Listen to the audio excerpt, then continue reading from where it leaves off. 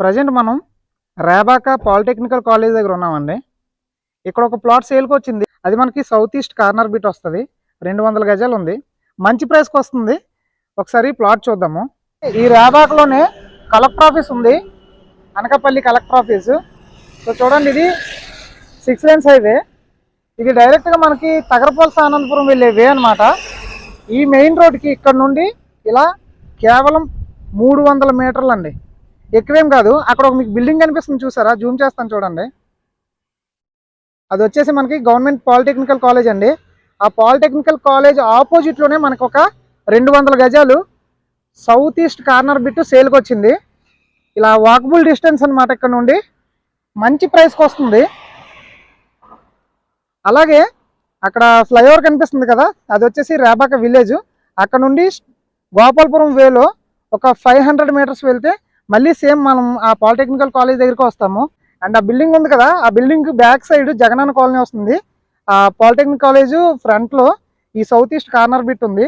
ఒకసారి మనం ప్లాట్ దగ్గరికి రీచ్ అవుదాం రండి. క్లియర్ డాక్యుమెంట్ అనమాట, 200 గజాలు సౌత్ ఈస్ట్ కార్నర్ బిట్. ఓకేనా. ఈ పాలిటెక్నికల్ కాలేజ్ ఉంది కదా, దీని బ్యాక్ సైడ్ కూడా లేఅవుట్ అంటే జగనన్న కాలనీ వస్తుంది. అండ్ మనం ఇప్పుడు చూసాం కదా ఇల్లులు, అదంతా ఊరు. మనం రేబాక జంక్షన్ నుంచి గోపాలపురం వెళ్ళే వేలో మనకి ఈ లేఅవుట్ ఉంటుంది ఊరికి ఆనుకుని. వీళ్ళు 2015 ఈ టైంలో వేసిన లేఅవుట్. సో ఓనర్స్ కూడా ఇన్వెస్ట్మెంట్ చేసి అలా వదిలేశారు. ఇప్పుడు సేల్కి పెట్టుకున్నారు. ఇది మనకి మంచి ప్రైస్కి వస్తుంది. ఈ ఓనర్కి సంబంధించిన డీటెయిల్స్ అనేవి, ఫోన్ నెంబర్ అనేది స్క్రీన్ మీద పెడుతున్నాను. ఆయనకి డైరెక్ట్గా కాంటాక్ట్ అయ్యి మీరైతే ప్రైస్ మాట్లాడుకోవచ్చు.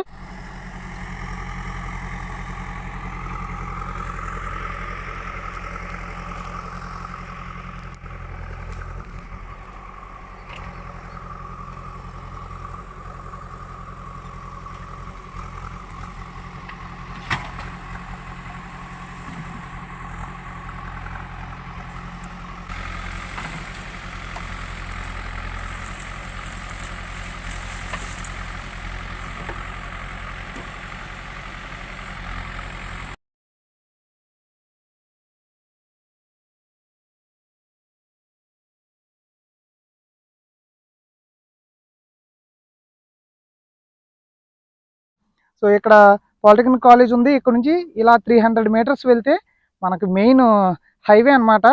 అనకాపల్లి వెళ్తున్నాం కదా సబ్బవరం నుంచి, ఆ హైవే. ఇలా ఇటువైపు వెళ్తే అవన్నీ ఇల్లులు.